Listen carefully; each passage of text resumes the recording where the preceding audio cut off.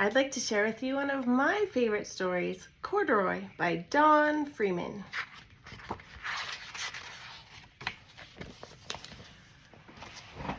Corduroy is a bear who once lived in the toy department of a big store. Day after day, he waited with all of the other animals and dolls for somebody to come along and take him home.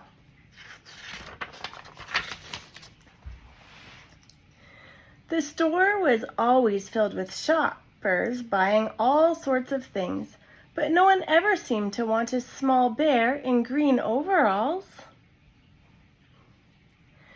Then one morning, a little girl stopped and looked straight into Corduroy's bright eyes. "Oh, Mummy," she said, "look, that's the very bear I've always wanted." "Not today, dear," her mother sighed.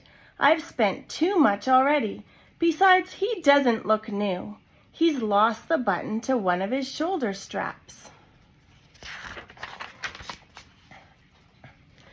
Corduroy watched them sadly as they walked away.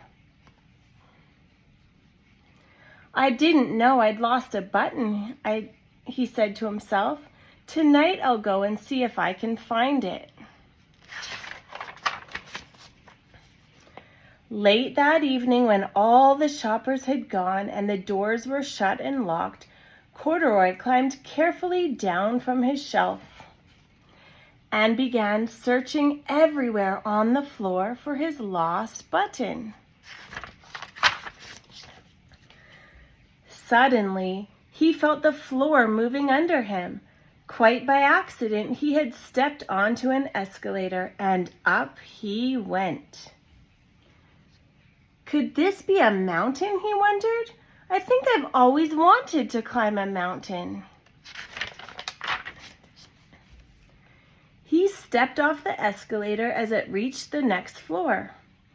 And there before his eyes was a most amazing sight. Tables and chairs and lamps and sofas and rows of beds. "This must be a palace," Corduroy gasped. "I guess I've always wanted to live in a palace." He wandered around admiring the furniture. "This must be a bed," he said. "I've always wanted to sleep in a bed."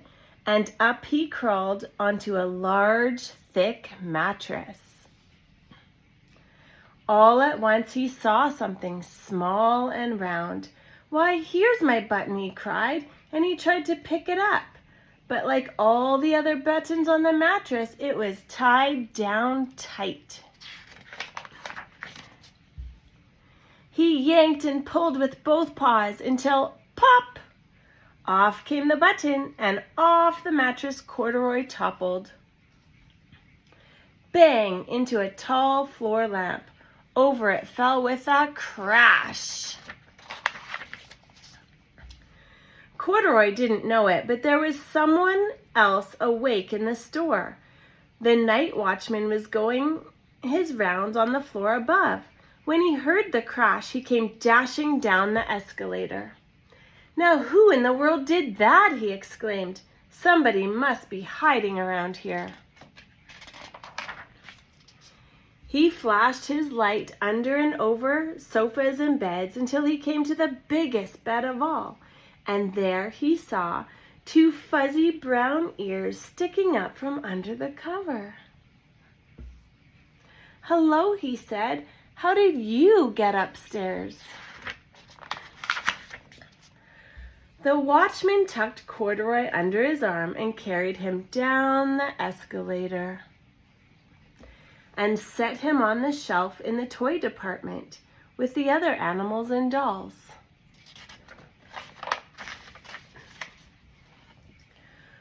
Corduroy was just waking up when the first customers came into the store in the morning, and there, looking at him with a wide, warm smile, was the same little girl he'd seen only the day before. "I'm Lisa," she said, "and you're going to be my very own bear. Last night I counted what I've saved in my piggy bank, and my mother said I could bring you home."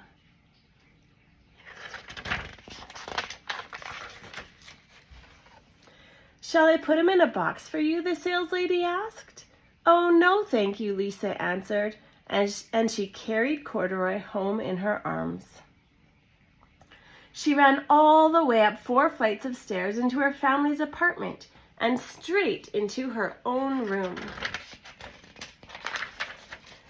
Corduroy blinked.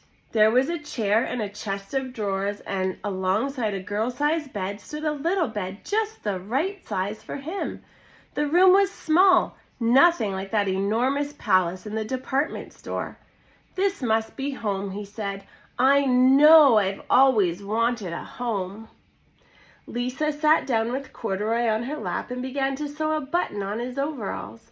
"I like you the way you are," she said, "but you'll be more comfortable with your shoulder straps fastened." "You must be a friend," said Corduroy. "I've always wanted a friend." "Me too," said Lisa, and gave him a big hug. That's the story of Corduroy.